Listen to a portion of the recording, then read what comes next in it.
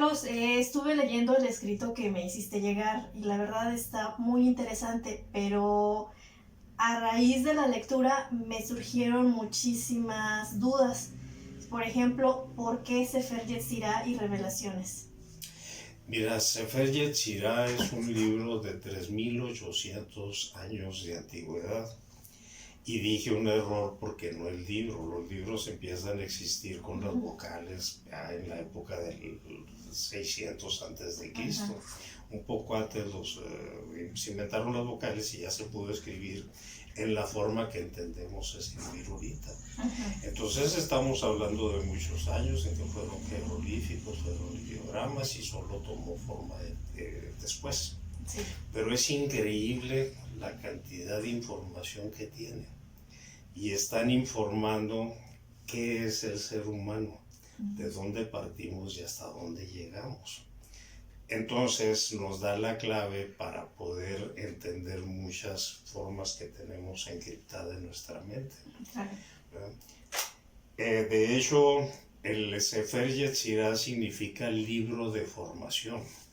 Y en ese libro se menciona muy claro que una cosa es formación y otra es creación. La formación es un acto, la creación es una consecuencia de ese acto. Entonces se dice hágase la luz, es un acto, y se crea la tiniebla, es una consecuencia. Entonces lo que se sostiene en ese libro es que tenemos una forma a la que vamos a llegar a través de una creación o evolución, como la llamó Darwin. Entonces la creación la estamos haciendo nosotros, pero la forma la tenemos desde origen hasta que lleguemos a la meta. Y entonces, ¿qué debo entender con todo esto? ¿Qué sentido le da? Completamente distinto, porque el hombre viene de la naturaleza. No podía venir de otra forma, puesto que es la forma empieza con un Big Bang, igual que en la ciencia actual. Nada más que se le llama Zohar el resplandor. Se dice, el infinito alcanzó la nada y se crea el resplandor. Es un Big Bang. Pero todo eso, todo lo que estás viendo, todo el universo es la forma, no el formador. ¿Quién es el formador? Bueno, es el arcano inescrutable y es lo que en religión le llamamos Dios. El formador es inescrutable porque no lo hemos alcanzado en nuestra conciencia a entender. Pero nosotros somos la forma y tenemos una forma que es el pensamiento con el que se nos dio origen. Pero venimos de la naturaleza. De hecho, se dice que fuimos hechos de barro y el barro es polvo de estrellas. Sí. Entonces, la forma original es la pareja primigenia. La pareja primigenia viene de la naturaleza y es un mamífero superior que conforme a Darwin era un chango, ¿verdad? Que en un momento dado dijo, estoy, adquirió conciencia y eso lo hace diferente ya a su origen natural. Entonces la conciencia es la que marca el principio del ser humano, que somos los que estamos viendo toda la naturaleza, la estamos redefiniendo y le estamos poniendo nombre. Entonces el cielo era un conjunto de lucecitas y empezamos a darle forma y ahora tenemos astrología. Sí. Perdón, astronomía. ¿Y cómo se relaciona o cómo llegaste a relacionar lo que es la astrología con el tema de Sefer Yetzirah, con revelaciones, con el zodiaco? Bueno, es que la astrología, de hecho, sería el abuelito o el papá de la astronomía, hablando en términos coloquiales. Fueron nuestras primeras observaciones. Cuando éramos seres primitivos es obvio que la salida del sol significaba que podíamos ir por comida y que se acababan los temores, los animales nocturnos que nos atacaban y todo. Entonces era una especie de bendición ver salir el sol. Entonces ese era el punto importante en la astrología, el este, por donde sale el sol. Cuando el sol se mete, allá está la noche, está la oscuridad y están los monstruos abajo de la cama, aunque sea de piedra. Entonces, hay que entender que eso éramos nosotros mismos observando qué era lo que estaba ahí arriba, la bóveda celeste, el planisferio celeste, ¿no? Entonces, la astronomía actual sigue conservando el nombre de los signos del zodiaco, etcétera, que provienen de aquel entonces. Entonces, no estás hablando nomás que una forma primitiva, ¿verdad?, de considerar lo que ahora hemos ampliado a través de nuestra ciencia y de nuestra propia creación. Cuando tú dices Orión, pues volteas y ahí está, tal y como lo vieron en forma primitiva. Si tú agarras el Hubble y enfocas Orión, vas a ver la profundidad del espacio y Orión no va a existir. Sí. Es una observación que yo hacía con lo único que tenía, que era mi vista. Ahora no, ya podemos ir hasta Orión en naves y quién sabe qué tantas cosas tenemos por delante. Sí. Que es parte de nuestro destino, que para llegar a la forma que estamos creando nosotros mismos a partir de la pareja primigenia. Y en ese momento la forma se le llama en el mundo místico Adam Kadmon, el hombre universal, ¿verdad? Y eso es de lo que tratan todas las religiones. ¿Qué estamos haciendo aquí? ¿De dónde venimos? ¿A dónde vamos? Entonces, no puedes pedirle a los que escribieron la Biblia, como Juan en el Apocalipsis, que es el que más se menciona aquí, o Job antes, ¿verdad?, que tengan los conceptos que tenemos astronómicos. Ahorita ellos tenían los conceptos astronómicos. Entonces recuerda que Juan dice, y vi una gran señal en el cielo. Entonces, ¿cómo lo vas a buscar en la tierra o abajo de las piedras si la vio en el cielo? Entonces está íntimamente relacionado.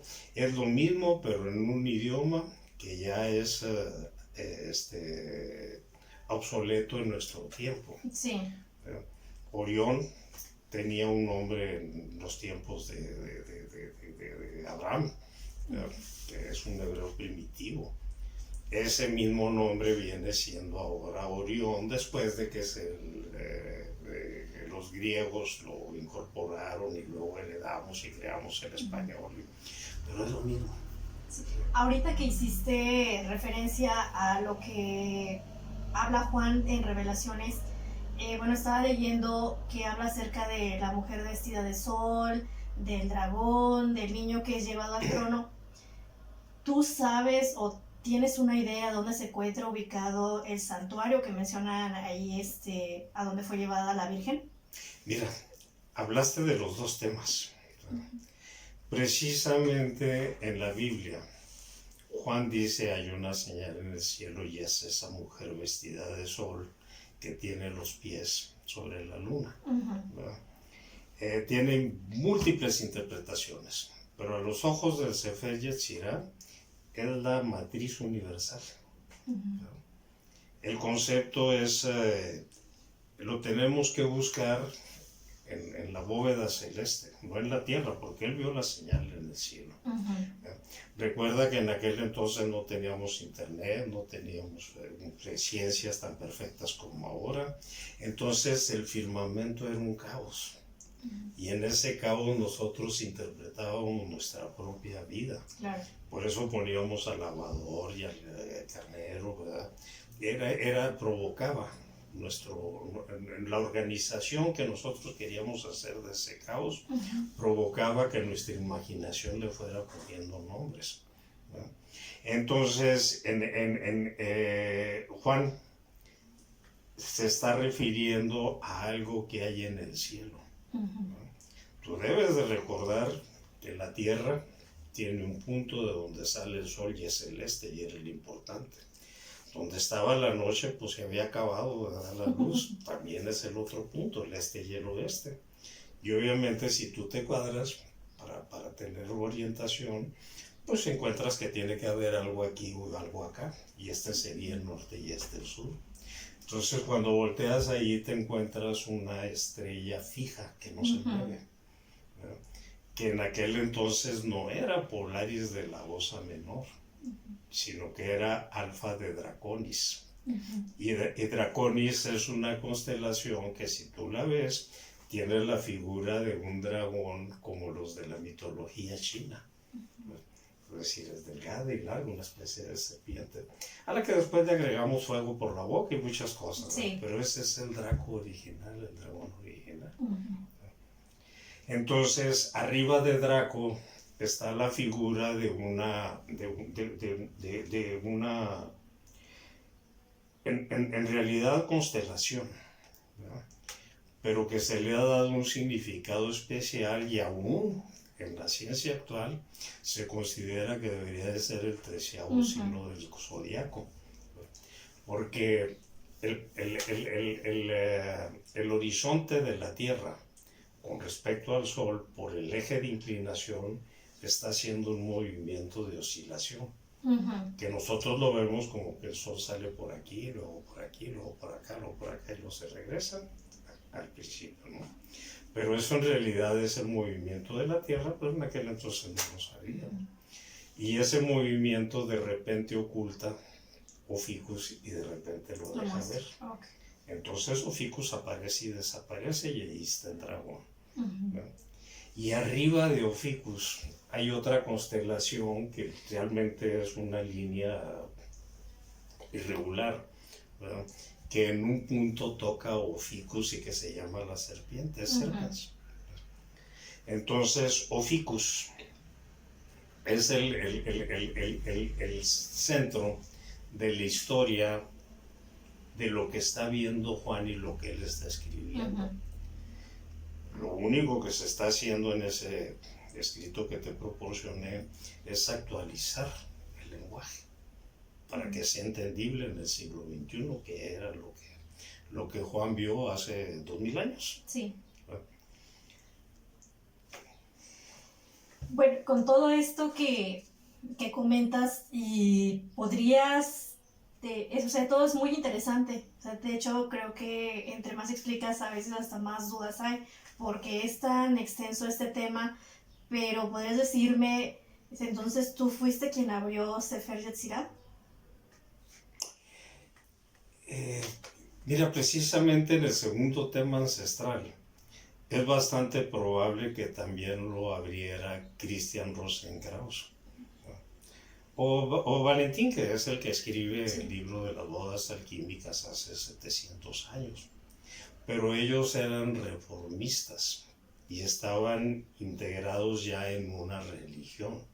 Igual que el Talmud, que es nuestro Antiguo Testamento original, a la hora de ser escrito ya no era una ciencia, ya era una religión, que implica adoración, fe, creencia y muchas cosas, que ahorita la hemos distanciado equivocadamente de la ciencia, porque la ciencia no tiene por qué estar divorciada de la religión, sencillamente los divorciamos. Entonces, Christian Rosenkraus en realidad penetra también en todo esto, pero él lo oculta en un enigma que a mí por años me inquietó, al que yo no encontraba solución. Pero a la luz del Sefer Yetzirah fue muy claro qué es lo que ocultó Christian Rosenkraus, ¿verdad? En ese enigma, que es el nombre de la Virgen, que precisamente es lo que provoca, al regresarme al principio, a considerar que Oficus, que es un nombre griego, es como lo mencionan en la Biblia. En la Biblia no mencionan no más que 4 constelaciones, ¿verdad? Que traducidas a la época moderna son Pléyades, Orión, la Osa Mayor y Mazarot. Entonces, confirmado con los pensamientos de Christian Rosenkraus, que son también muy antiguos, de 300 años, Mazarot es el nombre hebreo que se le daba a lo que los griegos llamaron Oficus. Oficus significa cazador de serpiente, y ahí estaba la serpiente. Claro. Pero tanto Serpens como Oficu como Draco ya es griego, no es hebreo. Entonces es indispensable, es la clavícula, la llavecita para abrir muchos secretos que ya no entendemos, porque no estamos regresando a la época, al nivel de conciencia que tenía la humanidad y a la ciencia que tenía la humanidad en los tiempos que se origina. Por eso no los entendemos. Entonces, literalmente, no creo ser el único que ha descifrado el Sefer Yetzirah. Pero en la misma historia del Sefer Yetzirah sería llamado indescifrable. Sí. Nada más que antes dabas ideas como las que vamos a exponer ahorita y te quemaban por brufo, ¿verdad? Y ahorita ya no te queman, ¿se puede hablar? Claro. Bueno, hace referencia a las bodas alquímicas. Por lo que estoy entendiendo, no sé, dime si estoy mal, es que el principio hembra y el principio macho al final están destinados a reunirse. ¿Ese es el Adat Kadmon o qué es? Mira, esa es la historia interesante a la luz del Sefer Yetzirah. Porque Juan ve a la mujer y la mujer está en un parto. De hecho, ella está gimiendo los dolores del parto, ¿verdad? Y ve al dragón que está muy atento a que ella tenga el niño y se lo quiere comer. ¿Verdad? Entonces, cuando el niño nace, ¿verdad?, es arrebatado, así lo dice en el capítulo 12 de Apocalipsis de Juan, y es llevado a Dios. Te recuerdo que en Apocalipsis ya está entrelazada la religión. Sí. ¿Verdad? Pero antes de eso ha mencionado que la mujer, ¿verdad?, vestida de luz, tiene una corona de 12 estrellas. Entonces la referencia muy clara, y lo vas a confirmar más adelante a medida que profundices en el estudio, es que son los 12 siglos del zodiaco. ¿Verdad? Entonces, ella, ¿por quién fue fecundada si está en el cielo? Claro. No es una fecundación humana. ¿Verdad? Y eso es lo que está creando la idea de la matriz universal. ¿Verdad? ¿Cómo vino a ser el ser humano? Hay un punto que se le llama el punto Aries, ¿verdad?, que es por donde ingresó el principio macho. Se une al principio hembra, que es una diadema, está abierta por 2 coronas y es poseedora de las otras 10 coronas, pero que al mismo tiempo es integrado y es la misma cosa.